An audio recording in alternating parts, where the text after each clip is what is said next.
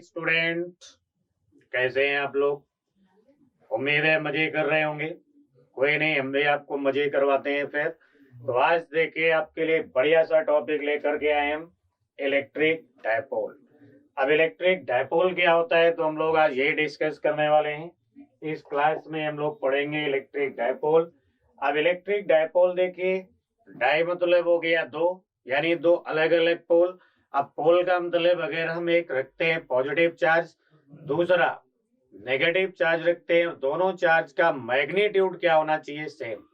यानी when two equal in magnitude and opposite nature charges are placed at a small distance apart, then combined system is known as dipole। यहाँ पे एक dipole दिख रहा होगा, एक पॉजिटिव चार्ज है और दूसरा क्या है यहाँ पे, नेगेटिव चार्ज। अब पॉजिटिव से देखिए लाइंस ऑफ फोर्सेस निकल रही होंगी, ओरिजिनेट होंगी, और इस नेगेटिव पे चार्ज पे जाके टर्मिनेट होंगी। तो ये जो सिस्टम यहाँ बना हुआ है, इसी सिस्टम को हम लोग कहते हैं डायपोल। अब डायपोल में कंडीशन क्या है कि जो दो चार्ज होने चाहिए वो दोनों चार्ज मैग्नीट्यूड वाइज इक्वल होना चाहिए, बट दोनों के डायरेक्शन क्या होना चाहिए, डिफरेंट। तो अब एक माइनस चार्ज हो गया और एक हो गया प्लस, और ये इस डायपोल का हो गया सेंटर। तो सारा जो मैथमेटिकल कैलकुलेशन हम करेंगे वो इसी सेंटर से डिस्टेंस नापेंगे। तो इतना ये जो सिस्टम बन के तैयार हो गया, this system is known as dipole. अब इस डायपोल का अगर हम लिखें डायपोल मोमेंट, तो डायपोल का अगर हम डायपोल मोमेंट लिखते हैं तो डायपोल मोमेंट को P से डिनोट किया जाएगा, और P कैसी क्वांटिटी होगा, तो हम लोग कहेंगे वेक्टर क्वांटिटी। P का मैग्नीट्यूड क्या होगा, तो इन दोनों में से हम कोई एक चार्ज लिखेंगे, लिख दिया हमने, और सेंटर से मैथमेटिकल कैलकुलेशन करते हैं, इसलिए सेंटर से एक चार्ज कितनी दूर है, L, इस सेंटर से दूसरा चार्ज कितनी दूर पे है, L, तो इन दोनों चार्ज के बीच का सेपरेशन कितना हो गया, 2L। तो यानी magnitude of dipole moment is defined by the product of either charge, यानी इन दोनों में से कोई एक charge, with total separation distance between two charges.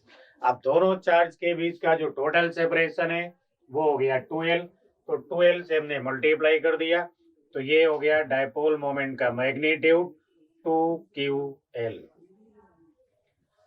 अब देखिए हमने वेक्टर का साइन लगा रखा है, तो डायरेक्शन भी होना चाहिए। तो direction of dipole moment is from negative to positive charge.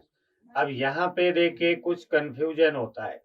Confusion ये होता है कि केमिस्ट्री में सर पढ़ाएंगे आपको कि direction of dipole moment is from positive to negative charge, but हम आपको बताएंगे कि direction of dipole moment is from negative to positive charge. यानी फिजिक्स में जो डायपोल होगा, जो डायपोल मोमेंट की डायरेक्शन होगी वो नेगेटिव चार्ज से पॉजिटिव चार्ज की तरफ होगी। इतनी बात क्लियर हो गई। अब अगर हम इसकी यूनिट लिखना चाहें तो यूनिट में फिर हम लोग लिखते, अब देखिए चार्ज है तो क्या होगा, कूलाम, एल है तो क्या हो गया, मीटर। ये कूलाम मीटर जो है ये हो गई एसआई यूनिट। अब अगर सीजीएस यूनिट लिखते तो ये होता ईएसयू सेंटीमीटर। तो ईएसयू सेंटीमीटर क्या हो गई, इसकी सीजीएस यूनिट हो गई। ठीक है, इसी सीजीएस यूनिट को केमिस्ट्री में सर डिबाई के नाम से आपको बताएंगे। तो debye and ESU centimetre both are same. SI unit क्या होगी, कूलाम मीटर। अब अगर इसके डायमेंशन की भी बात यही कर लिया जाए, तो डायमेंशन अगर हम इसका लिख रहे होते तो देखिए कूलाम मीटर, कूलाम का डायमेंशन क्या हो गया 80, और मीटर हो गया L, तो डायमेंशनल फार्मूला होगा ATL।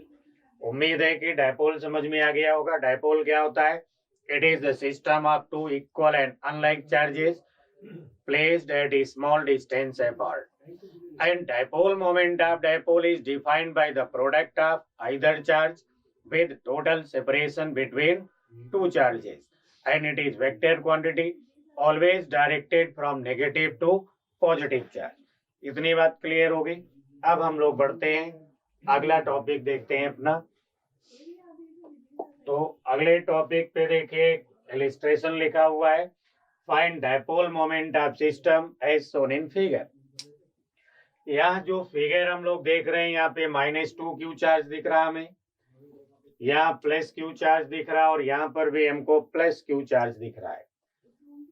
अब देखिए डायपोल की बात करें तो यहाँ पे एक ये जो -Q चार्ज, इस -Q चार्ज इस +Q चार्ज के साथ एक डायपोल बना लेगा, जिसका डायपोल मोमेंट होना चाहिए QA।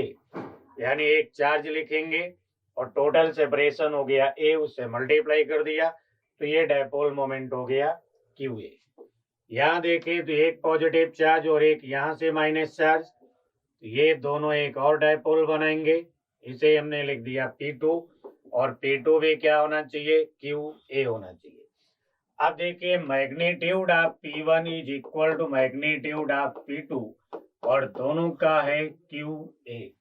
तो यहाँ दो वेक्टर हैं और इन दोनों वेक्टर की न्यूमेरिकल वैल्यू सेम है, यानी इन दोनों वेक्टर का मैग्नीट्यूड सेम है और इस ट्रायंगल की तीनों साइड इक्वल है, इसका मतलब ये इक्विलेटरल ट्रायंगल होगा। अब इक्विलेटरल ट्रायंगल होगा तो इनके बीच में जो एंगल है वो क्या होना चाहिए, 60 डिग्री। तो इनका रिजल्टेंट फिर इनके बीच से ऐसे जा रहा होगा और यही होगा net dipole moment of system, जिसे हम लिखते 2p cos θ/2। तो 2 हो गया, p हो गया QA और cos 30 लिखते हैं यहाँ पे, क्योंकि थीटा कितना है, 60 डिग्री। तो θ/2 हो जाएगा 30 और आंसर आता QA√3। तो इस तरीके से हम लोग इस सिस्टम का डायपोल मोमेंट कैलकुलेट कर लेते हैं। इतनी बात क्लियर हो गई। अब इतनी बात क्लियर हो गई तो फिर हम लोग एक और एग्जाम्पल से इसे समझते हैं।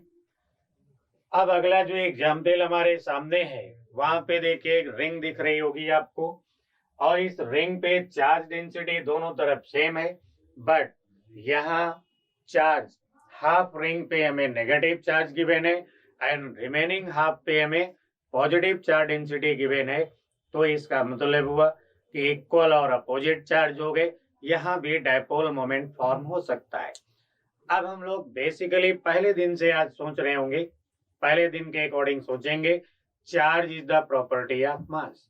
यहाँ पे जो चार्ज का डिस्ट्रीब्यूशन है वो सिमेट्रिकल है, तो ये चार्ज एक पॉइंट चार्ज की तरह बिहेव करेगा और ये पॉइंट चार्ज कहाँ होगा, तो जहां इतने से मास का सेंटर ऑफ मास होगा। अब सेंटर ऑफ मास कहाँ पे होगा, तो देखिए सेंटर ऑफ मास इसके सेंटर से यहाँ पे होना चाहिए और ये डिस्टेंस होना चाहिए 2r/π। तो क्योंकि सेमी सर्कुलर रिंग का जो सेंटर ऑफ मास होता है वो 2r/π डिस्टेंस पे होता है फ्रॉम सेंटर। ऐसे ही इधर जो रिमेनिंग डिस्क दिख रही है, रिमेनिंग ये रिंग हमें दिख रही है, यहाँ भी चार्ज का डिस्ट्रीब्यूशन यूनिफॉर्म है, तो ये चार्ज भी एक पॉइंट चार्ज की तरह बिहेव करेगा और वो पॉइंट चार्ज कहाँ पे होगा, तो हम कहेंगे वही होगा जहां इस रिंग का सेंटर ऑफ मास होगा। तो इस रिंग का सेंटर ऑफ मास भी सेंटर से स्मॉल r डिस्टेंस पे होगा और ये स्मॉल r डिस्टेंस क्या होना चाहिए, 2r/π होना चाहिए। अब यहाँ तो भाई ये +Q चार्ज हो गया और यहाँ हो जाएगा -Q चार्ज। तो भाई ये कुल मिलाकर के जो रिंग है एक डायपोल की तरीके से बन गई। यहाँ पे हमें दिख रहा है +Q चार्ज और +Q चार्ज कितना होगा, तो λ/πr। नेगेटिव वाला चार्ज कितना होगा, λ/πr। और इनके बीच का ये जो टोटल सेपरेशन हो गया, ये हो गया भाई 2r/π + 2r/π, यानी ये हो गया 4r/π। तो ये जो डायपोल मोमेंट होना चाहिए वो Q into total separation, Q into total separation. तो Q तो हो गया यहाँ पे भाई λ/πr और टोटल सेपरेशन हो गया 4r/π। तो इस तरीके से हमने इस रिंग का डायपोल मोमेंट कैलकुलेट कर लिया।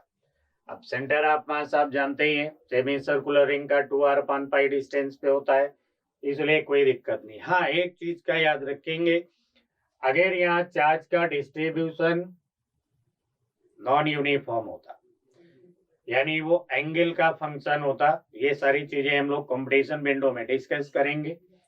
या फिर यहाँ मास जो हमें सेमी सर्कुलर रिंग दिख रही है ऐसी ना होती, कुछ और थोड़ी सी रेगुलर शेप में होती, तब हम वहां पे सेंटर ऑफ मास का कॉन्सेप्ट अप्लाई नहीं करेंगे।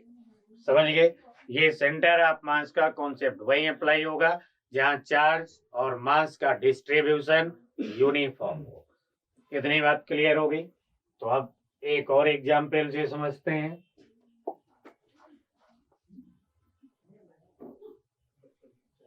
तो आप देखिए यहाँ पे लिखा हुआ है इलेक्ट्रिक फील्ड बाय डायपोल। अब इलेक्ट्रिक फील्ड यानी ये हमने जो अभी अभी पढ़ा डायपोल, वो डायपोल हमारा यहाँ पे दिख रहा होगा। ये डायपोल का नेगेटिव चार्ज हो गया, ये डायपोल का पॉजिटिव चार्ज हो गया, और इस डायपोल की वजह से हमें आर डिस्टेंस पे लिखनी है फील्ड। अब आर डिस्टेंस पे फील्ड लिखनी है, तो ये जो पॉजिटिव चार्ज से डिस्टेंस दिख रही है हमको, वो पॉजिटिव चार्ज से जो डिस्टेंस है यहाँ पे, ये डिस्टेंस है भाई आर माइनस ए। तो आप समझ गए ए क्या है भाई? डायपोल की इतनी सी लेंथ हो गई ए, और डायपोल की ये वाली लेंथ भी ए है। सेंटर से सारा मैथमेटिकल कैलकुलेशन करते हैं, तो सेंटर से इस पॉइंट के डिस्टेंस क्या है? आर। तो पॉजिटिव चार्ज से डिस्टेंस होना चाहिए फिर आर माइनस ए, और इस नेगेटिव चार्ज से डिस्टेंस हो जाएगी आर प्लस ए। अब पॉजिटिव चार्ज की जो फील्ड है वो होती है अवे फ्रॉम चार्ज, यानी इधर होगी, और नेगेटिव की जो फील्ड होती है माइनस क्यू की फील्ड, वो होती है टुवर्ड्स चार्ज, तो ये नेगेटिव चार्ज की फील्ड होगी। यानी यहाँ पे दो फील्ड है इस पॉइंट पे, एक पॉजिटिव चार्ज की जो होना चाहिए के क्यू अपॉन माइनस ए, और नेगेटिव चार्ज की भी यहाँ पे एक फील्ड होगी जो होगी के Q upon R plus A. अब इस पॉइंट पे अगर हम नेट फील्ड की बात करें, तो यहाँ जो नेट फील्ड होगी वो होना चाहिए E positive plus E negative. इन्हें अरेंज करते तो ये हो गया था K Q upon R minus A minus K Q upon R plus A. अब यहाँ से अगर हम के क्यू को कॉमन ले लें और आगे सॉल्व कर लें इसको, तो के क्यू को अगर हम कॉमन ले लेते हैं, तो ये के और क्यू हो गया कॉमन। अब इधर हो गया भाई R minus A minus 1 upon R plus A. अब इसे एलसीएम अगर लेते हैं इनका, तो वो एलसीएम होना चाहिए भाई R square minus A square का होल स्क्वायर हो जाएगा।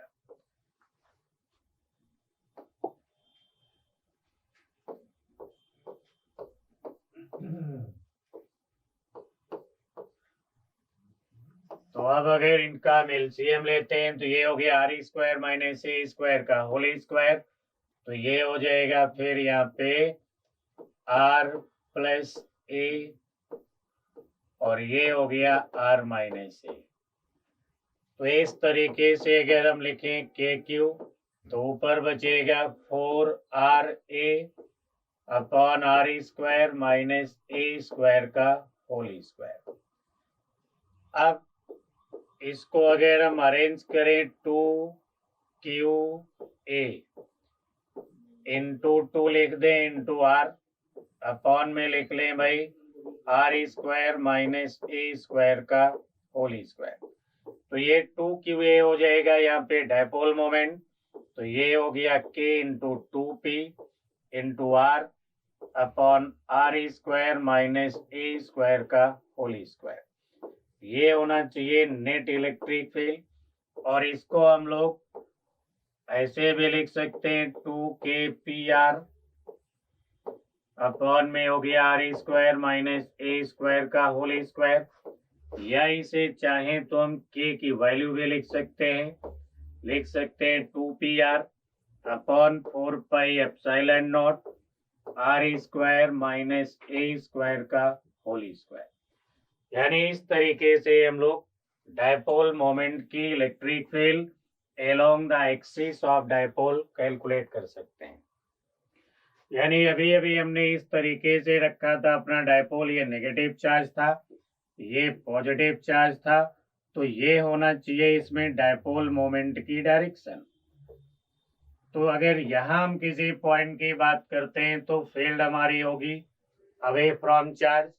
अब अगर एक्सियल पॉइंट पे यहाँ अगर हम फील्ड की बात करें तो ये नेगेटिव चार्ज के ज्यादा पास में हो गया, तो इसकी वजह से भी इलेक्ट्रिक फील्ड की ये डायरेक्शन होगी।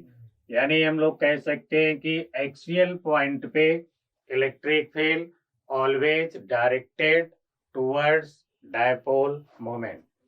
यानी direction of electric field is always directed in direction of dipole moment in axial point. तो जिस डायरेक्शन में डायपोल मोमेंट होगा उसी डायरेक्शन में इलेक्ट्रिक फील्ड की डायरेक्शन भी होगी। और इलेक्ट्रिक फील्ड का मैग्नीट्यूड क्या होगा, तो कह सकते हैं 2kpr upon are square minus A square का होल स्क्वायर, या 2pr upon 4 pi epsilon not are square minus A square का होल स्क्वायर। तो इस तरीके से हमने डायपोल की इलेक्ट्रिक फील्ड कैलकुलेट कर ली। अब देखिए यहाँ अगर कंडीशन होती कि डायपोल मोमेंट यानी डायपोल इज वेरी स्मॉल, अब अगर कहीं ऐसी कोई बात होती कि डायपोल इज वेरी स्मॉल, तो फिर स्मॉल डायपोल होगा तो उसका जो लेंथ है वो क्या होगी, बहुत कम होगी। अब लेंथ बहुत कम होगी तो ए स्क्वायर क्या हो जाएगा, नेग्लेक्ट कर देंगे, और ए स्क्वायर को नेग्लेक्ट करेंगे तो जो हमें कैलकुलेशन मिलेगा, यानी ये डायपोल हो गया, ये इसका सेंटर हो गया, ये इतनी डिस्टेंस हो गई ए और ए। अब कहा जाए यहाँ पे कि dipole is very small, dipole is very small, तो फिर ए जो दिख रहा है हमें ये क्या होगा, लेस देन आर होगा। तो ए स्क्वायर को फिर हम लोग नेग्लेक्ट करेंगे। अब ए स्क्वायर को अगर हमने नेग्लेक्ट कर दिया तो इलेक्ट्रिक फील्ड फिर होना चाहिए था 2kpr अपॉन में लिख रहे थे हम लोग आर स्क्वायर, ए स्क्वायर तो हो गया भाई नेग्लेक्ट हो गया यहाँ पे, तो ए स्क्वायर को 0 कर देंगे तो ये हो गया 2kpr अपॉन आर की पावर 4, या फिर इलेक्ट्रिक फील्ड हो जाएगा 2kp अपॉन आर क्यूब, या फिर लिखेंगे 2p upon 4 pi epsilon not are cube. तो ये इलेक्ट्रिक फील्ड जो अभी अभी लिखी हमने ये फॉर स्मॉल डायपोल, और मोर देन 90% केस में हमें इसी फार्मूले की रिक्वायरमेंट होगी। अब डायरेक्शन की बात किया जाए तो डायरेक्शन ये देखिए नेगेटिव चार्ज हो गया, ये हो गया पॉजिटिव चार्ज, और ये होना चाहिए direction of dipole moment, because dipole moment directed from negative to positive charge. अब यहाँ अगर हम कोई पॉइंट लेते तो इलेक्ट्रिक फील्ड किधर होना चाहिए था, इन डायरेक्शन ऑफ डायपोल मोमेंट, और अगर हम कहीं नहीं यहाँ पे हम कोई पॉइंट लेंगे तो इलेक्ट्रिक फील्ड होगी इन डायरेक्शन ऑफ डायपोल मोमेंट, यानी दोनों ही पॉइंट पे वही डायरेक्शन फील्ड की होगी जो डायपोल मोमेंट की होगी। तो उम्मीद है कि इलेक्ट्रिक फील्ड उसका मैग्नीट्यूड और डायरेक्शन एक्सियल पॉइंट पे आप समझ गए होंगे। अगला केस की बात करते हैं फिर हम लोग। अब यहाँ पे देखिए लिखा है electric field by dipole, but case number 2 लिखा है इक्विपोटेंशियल पॉइंट। इक्विपोटेंशियल पॉइंट यानी डायपोल के बिल्कुल परपेंडिकुलर बाइसेक्टर पे, तो जब डायपोल के परपेंडिकुलर बाइसेक्टर पे ये नेगेटिव चार्ज है, ये पॉजिटिव चार्ज हो गया क्यू, इतनी सेपरेशन को अगर हम कहें r और इतनी डिस्टेंस को कह लें a, तो ये इतनी डिस्टेंस हो गई a और ये इतनी डिस्टेंस हो गई a। अब ये जो डिस्टेंस दिख रही है फिर क्या होना चाहिए, कहेंगे a square plus r square, लेकिन यहाँ जो चार्ज है वो पॉजिटिव है। अब पॉजिटिव चार्ज है तो इसकी जो फील्ड होगी वो इधर होना चाहिए, और यहाँ पे देखिए ये नेगेटिव चार्ज है तो इस नेगेटिव चार्ज की जो फील्ड होगी वो फिर टुवर्ड्स चार्ज, यानी इधर आनी चाहिए नेगेटिव वाली फील्ड। अब यहाँ अगर हम पॉजिटिव वाले चार्ज की फील्ड की मैग्नीट्यूड लिखें तो ये हो जाएगा के क्यू अपॉन, और इस डिस्टेंस का अगर हम स्क्वायर करें तो ये होगा फिर A square plus R square. Negative charge की फील्ड को अगर हम लिखें तो नेगेटिव चार्ज के लिए भी हो गया, देखिए के और क्यू हो गया, और इतनी डिस्टेंस वंस अगेन फिर क्या होगी under root R square plus ए स्क्वायर, और इस डिस्टेंस का स्क्वायर करके लिखें तो ये भी हो जाएगा A square plus R square. यानी यहाँ पे हम कह सकते हैं magnitude of positive electric field of positive charge and negative charge are equal, magnitude equal, और कितना है K Q upon A square plus R square. यानी दोनों की फील्ड की जो न्यूमेरिकल वैल्यू है, मैग्नीट्यूड है, वो क्या हो गया सेम। अब इस पॉइंट पे हमें फील्ड लिखनी है, ये इक्वेटोरियल पॉइंट हो गया, यानी डायपोल के परपेंडिकुलर बाइसेक्टर पे ये पॉइंट है, और इसी पॉइंट पे हमें लिखनी है इलेक्ट्रिक फील्ड। तो हम अगर कहें कि ये एंगल होगा थीटा, तो फिर ये एंगल भी थीटा होगा according to symmetry of triangle. अब ये थीटा हो गया तो ये एंगल भी थीटा होगा। इस पॉजिटिव वाली फील्ड का इधर एक कंपोनेंट आ जाएगा ई पॉजिटिव कॉस थीटा, और इधर एक कंपोनेंट हो जाएगा ई पॉजिटिव साइन थीटा। ऐसे ये एंगल थीटा है तो इधर भी थीटा होगा। इस नेगेटिव फील्ड को रिजॉल्व करते इसका भी इधर एक कंपोनेंट आता है ई नेगेटिव कॉस थीटा, और इधर की तरफ हो जाएगा ई नेगेटिव साइन थीटा। अब देखिए मैग्नीट्यूड ई पॉजिटिव ई नेगेटिव का इक्वल है, तो ये जो साइन वाले कंपोनेंट आपको दिख रहे हैं, एक वर्टिकली अपवर्ड दूसरा वर्टिकली डाउनवर्ड, इनकी मैग्नीट्यूड सेम, डायरेक्शन अपोजिट, तो यहाँ जो इलेक्ट्रिक फील्ड का वाई कंपोनेंट है वो तो आपस में कैंसिल हो जाएगा, यानी जीरो हो जाएगा, और जो नेट फील्ड हमें मिलेगी वो नेट फील्ड होना चाहिए E positive cos theta plus होना चाहिए ई नेगेटिव कॉस थीटा। इन सब की अगर हम वैल्यू यहाँ पे लिख करके इनको ऐड करें तो हमें इनका रिजल्ट मिल जाएगा। यानी ये हो गया भाई के क्यू, और फिर ये रहा भाई cos theta upon R plus R square plus ए स्क्वायर, और ये भी इसको हम 2 से कर दें मल्टीप्लाई, क्योंकि बोथ आर इक्वल, तो 2 से मल्टीप्लाई कर दिया तो ये कंडीशन हो गई। अब इसी को अगर हम लोग सॉल्व कर लें तो यहाँ हमें नेट फील्ड मिल जाएगी जो हो गया 2k, और ये रहा q, फिर हो गया भाई कॉस थीटा, अपॉन में लिखते हैं हम आर स्क्वायर प्लस ए स्क्वायर, और कॉस थीटा की वैल्यू भी अगर फिगर से देख करके हम यहाँ पे लिखते हैं तो ये हो जाएगा k Q upon are square plus A square, cos theta हो गया बेस अपॉन हाइपोटेन्यूज, यानी ये रहा 2k/a upon are square plus A square power 3/2, जिसमें से 2qa को हम लोग क्या कहेंगे डायपोल मोमेंट, तो ये हो गया भाई kp upon are square plus A square power 3/2। और अच्छा अगर इसको हम लिखना चाहें तो इसे हम ऐसे भी लिख सकते हैं कि electric field is equal to P upon 4πε0 R square plus A square power 3/2। यानी चाहे इस तरीके से लिखें या इस तरीके से इस्तेमाल करें, कोई फर्क नहीं पड़ता है। तो ये हो गए 2 फार्मूले हो गए। अब यहाँ बात करें अगर हम डायपोल की इलेक्ट्रिक फील्ड की डायरेक्शन की, तो भाई ये तो हो गया देखिए डायपोल, एक नेगेटिव चार्ज हो गया दूसरा पॉजिटिव चार्ज, और ये होना चाहिए डायरेक्शन ऑफ डायपोल मोमेंट। यहाँ पे अगर हम फील्ड लिखेंगे तो इलेक्ट्रिक फील्ड इधर होना चाहिए opposite to direction of electric field.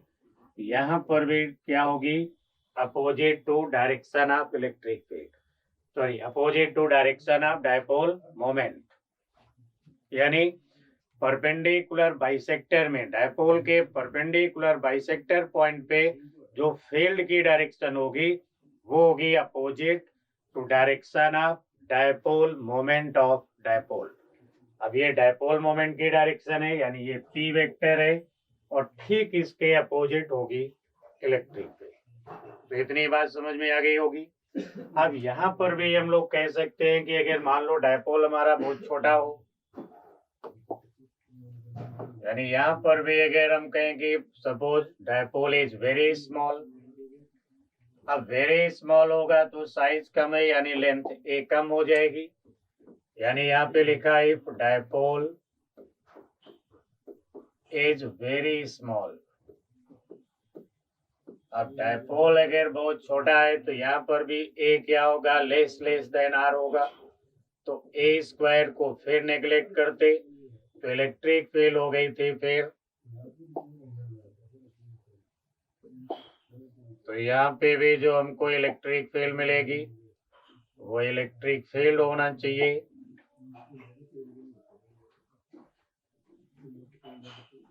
यानी P upon 4 pi epsilon not are square plus A square power 3/2। इसमें से ए स्क्वायर को हम 0 कर देंगे तो इलेक्ट्रिक फील्ड हो गई P upon 4 pi epsilon not are cube. यानी ये इलेक्ट्रिक फील्ड का मैग्नीट्यूड होगा, बट डायरेक्शन एग्जैक्टली सेम ऐसी ही होगी। अब इतनी बात क्लियर हो गई होगी। तो एक बात हम लोग और देखते हैं यहाँ पे, यानी अगर डायपोल हमारे पास बहुत छोटा है, डायपोल हो गया हमारे पास में वेरी स्मॉल, यानी हमने यहाँ पे ये डायपोल बना लिया। अब इस डायपोल की अगर हम फील्ड लिखें तो ये हो गया भाई डायपोल नेगेटिव चार्ज, ये हो गया डायपोल का पॉजिटिव चार्ज, इधर हो गई डायपोल मोमेंट की डायरेक्शन। और अगर हम सेंटर से आर डिस्टेंस पे यानी यहाँ फील्ड लिखें तो फील्ड कितनी होगी, ई आर करके लिख दिया, किधर होगी, इन डायरेक्शन ऑफ डायपोल मोमेंट, और इसका मैग्नीट्यूड होगा 2kp अपॉन आर क्यूब।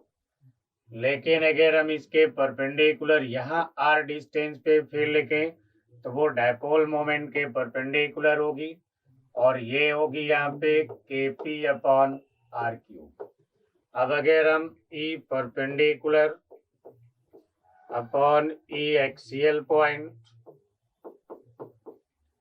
इनका रेशियो कैलकुलेट करें तो ये आना चाहिए 1/2।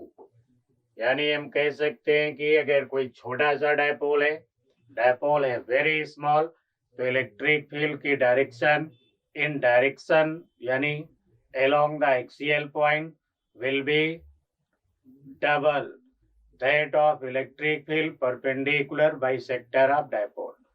यानी डायपोल के जो परपेंडिकुलर बाइसेक्टर पे फील्ड है उसकी जस्ट डबल फील्ड होगी एक्सियल पॉइंट पे। तो इतनी बात क्लियर हो गई होगी।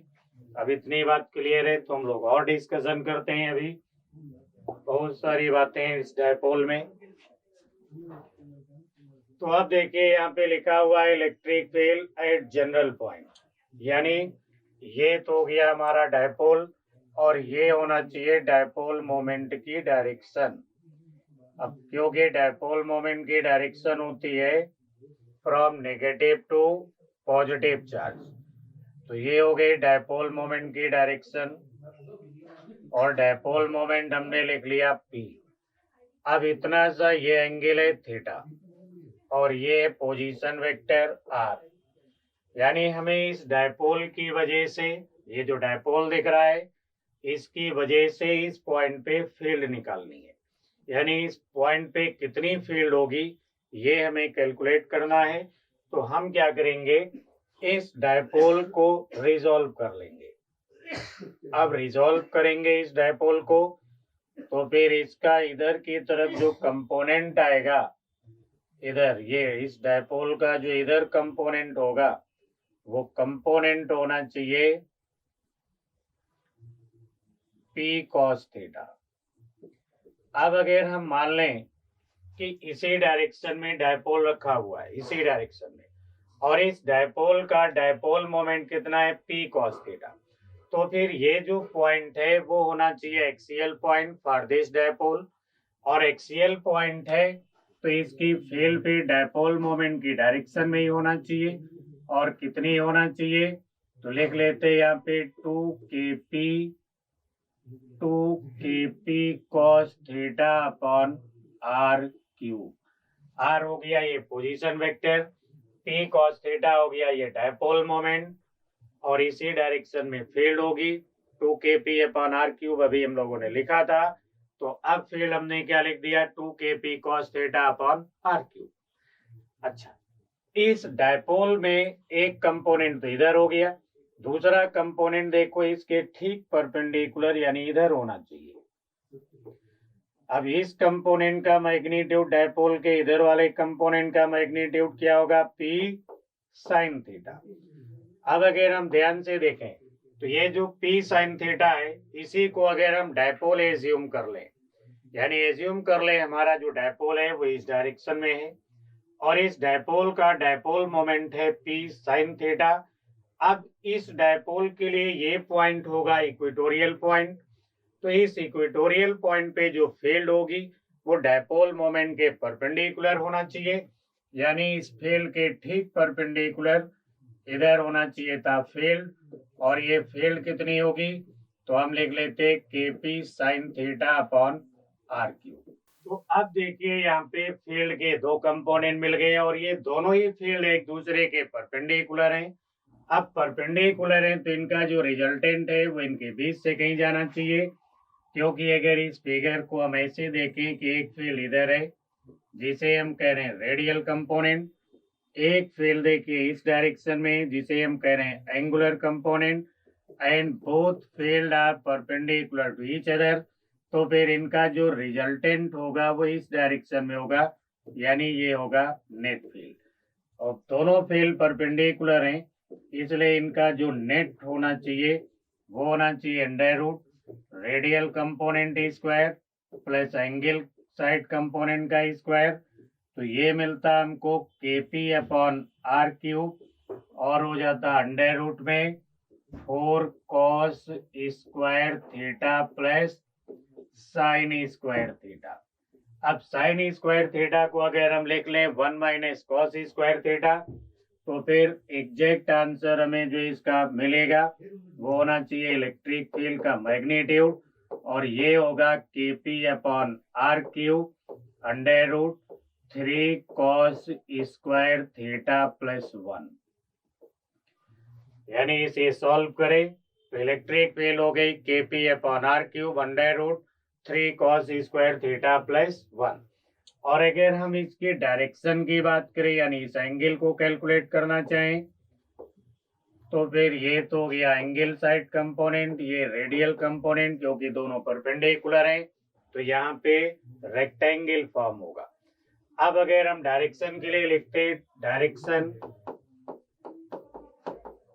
और डायरेक्शन भी हमने कहाँ से लिखा, फ्रॉम पोजीशन वेक्टर, तो ये होना चाहिए था फिर tan अल्फा, और tan अल्फा होता E theta upon E R. Solve कर ले इसको तो यह आ जाएगा 1/2 tan थीटा, क्योंकि जब आप इन दोनों कंपोनेंट को डिवाइड करेंगे तो kp अपॉन आर क्यूब खत्म हो जाएगा, बचेगा sign theta upon 2 cos theta, और ये हो गया 1/2 tan थीटा। उम्मीद है ये बात क्लियर हो गई होगी। अब इतनी सी बात अगर आप समझ गए हैं, क्लियर है इतना, तो फिर हम लोग थोड़ा सा और इसमें डिस्कशन करते हैं। यानी अभी अभी हमने जो डायरेक्शन लिखी है वो डायरेक्शन कहाँ से लिखी है, पोजीशन वेक्टर आर से, लेकिन अगर हम डायरेक्शन लिखना चाहें इस डायपोल मोमेंट से तो ये तो हो गई भाई नेट फील्ड, और ये एंगल भी अभी अभी हमने लिखा है अल्फा। अब इसके डायरेक्शन को अगर हम पीछे प्रोड्यूस करके लाए तो ये एंगल अल्फा है भाई, तो ये एंगल भी क्या हो जाएगा, अगर ये एंगल अल्फा है तो ये एंगल अल्फा हो जाएगा। अब ये एंगल अल्फा है और ये एंगल थीटा है, तो इस ट्रायंगल में देखें तो ये फिर होना चाहिए sum of two internal angle is equal to external angle, यानी ये डायरेक्शन होना चाहिए था अल्फा प्लस थीटा। तो ये होगी direction of electric field, direction of electric field from dipole moment vector.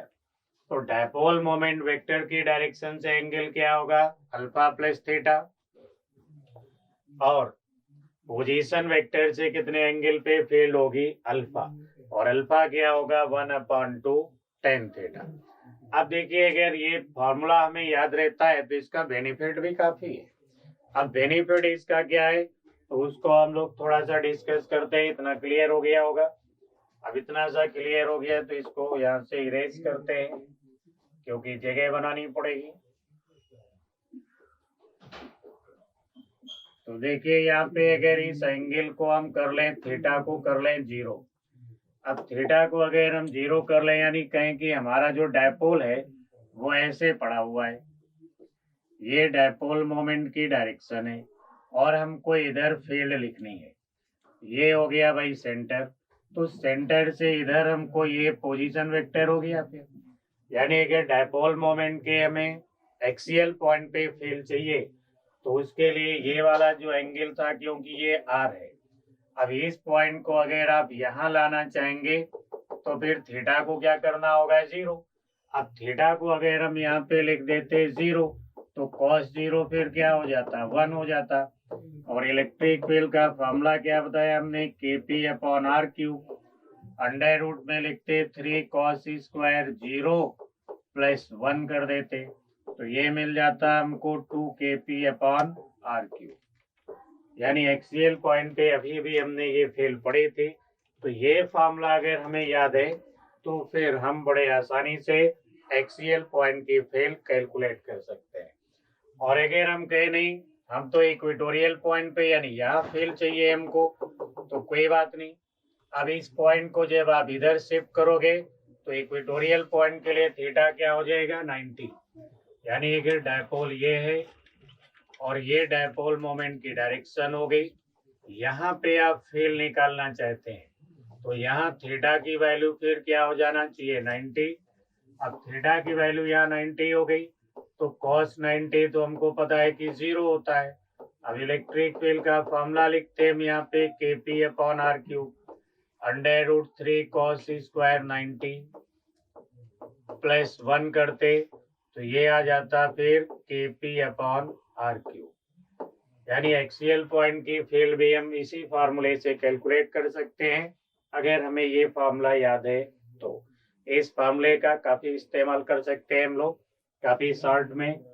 अभी देखते हैं हम लोग, इतना क्लियर हो गया भाई, तो आगे देखते हैं। चलिए देखिए अब एक इलस्ट्रेशन है आपके सामने, find angle theta such that field become perpendicular to dipole moment, यानी इस एंगल की वैल्यू हमें कैलकुलेट करनी है जिससे इस पॉइंट पे डायपोल की जो फील्ड हो वो डायपोल मोमेंट के परपेंडिकुलर यानी इस तरीके की हो। तो अब अगर इस लाइन को हम पीछे ऐसे प्रोड्यूस करके लाते तो फिर ये डायरेक्शन अभी हमने बताया था कि एंगल क्या होता है अल्फा प्लस थीटा, और परपेंडिकुलर होने का मतलब है अल्फा प्लस थीटा क्या होना चाहिए 90 डिग्री। यहाँ से अगर हम अल्फा की वैल्यू निकाल लें तो क्या हो जाएगा 90 माइनस थीटा। और इसी केस में भी हम लोगों ने डायरेक्शन का एक फॉर्मूला लिखा था फ्रॉम रेडियल वेक्टर कि tan alpha is equal to 1/2, और यहाँ पे लिख दिया 90 माइनस थीटा, और फिर ये हो गया 1/2 tan थीटा। तो इधर हो गया भाई cot theta is equal to 1/2 tan theta. तो ये रहा tan square theta is equal to 2, और tan थीटा की वैल्यू यहाँ पे होना चाहिए √2, या हम कहेंगे थीटा होना चाहिए फिर tan इनवर्स √2। यानी इतने एंगल पे अगर हम फील्ड कैलकुलेट करेंगे तो फील्ड इस डायपोल मोमेंट के परपेंडिकुलर होगी। यानी ये जो थीटा है वो कितना मिला हमें, कहेंगे अप्रोक्सीमेट 55 डिग्री। ठीक है भाई, तो आज के क्लास में इतनी बातें हम लोगों ने डिस्कस किया। उम्मीद है कि ये सब क्लियर होंगी। अब बाकी नेक्स्ट क्लास में मिलते हैं, तब तक के लिए नमस्कार।